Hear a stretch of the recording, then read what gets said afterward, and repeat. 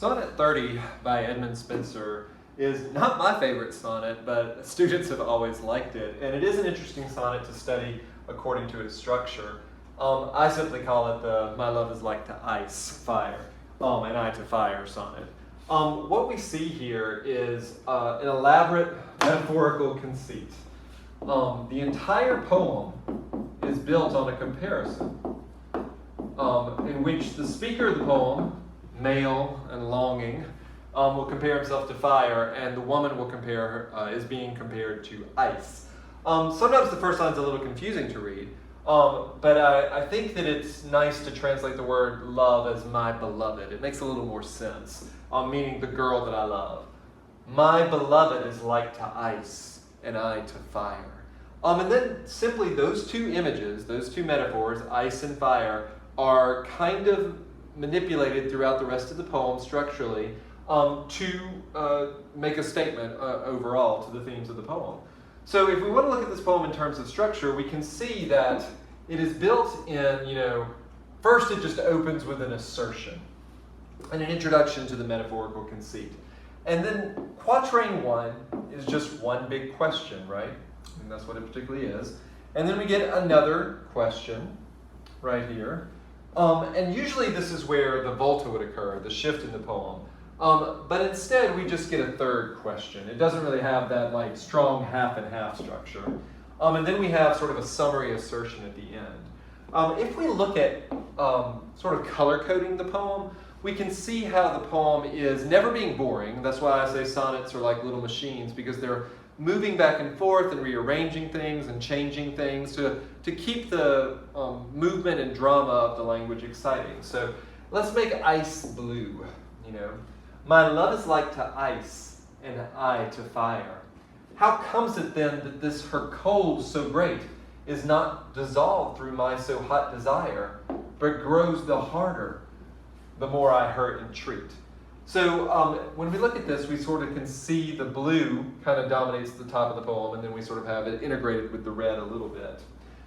So he kind of asks, sometimes I demonstrate this in my class this way, where I'm like, the poem goes this way here, the poem goes that way in the next section, the poem kind of goes both ways, and then it kind of sums it all up at the end. But let's continue looking at the imagery here.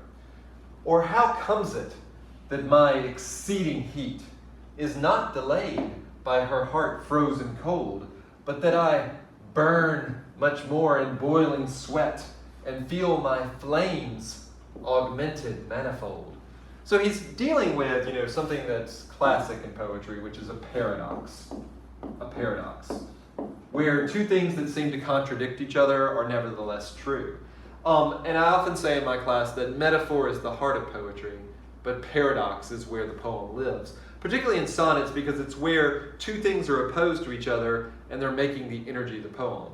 The poet or the speaker is questioning why his heat is not melting the cold Petrarchan mistress' distance. He doesn't understand why that's not occurring. And so he asks the question in one way. Why is her cold not dissolved through my hot desire, but she gets icier? It gets icier as I entreat her. And then he says, how come my heat isn't, dampened by her cold, and instead her cold makes me burn much more? So we have the question sort of going each direction. And at the third question, he sort of just marvels at it, right? He just sort of steps back and says, wow, what more miraculous thing may be told that fire, which all things melts, should harden ice, and ice, which is congealed with senseless cold, should kindle fire by wonderful device. So he's asking three questions, and the last one is sort of the most marvelous question. You might want to put an exclamation point there to show that the rhetoric is heightening. And he's got to answer it, right? That's how the sonnet works. There's three questions, the third question being more intense. He sort of just sums it up at the end and says, such is the power of love in gentle mind, that it can alter all the course of kind. Now, the poem is a little old-fashioned. Spenser is never my favorite, but kind in this context means nature. In other words, Love is so powerful, love is so miraculous that it can alter the course of nature. It can make fire make ice harder. It can make ice will make fire burn harder. You know, so everything is sort of like not in a wacky world. Love sort of makes you insane. So we can see that the poem is built into a 3-question structure that heightens in rhetoric and sums it up at the end, where it just sort of says that is the nature of love. And that might answer our first question: what's the purpose of this poem, or what is this poem? This poem is to marvel over the power of love, the miraculous power of love. In some ways that might be the word of the poem. What's the most important word of the poem is that the love is miraculous and makes things work opposite the way they're supposed to work. The poem also has other purposes, which is to lament.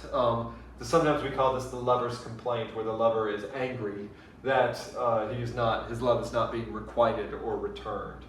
Where does the poem begin? It begins with an assertion of how I am like fire and my beloved is like ice.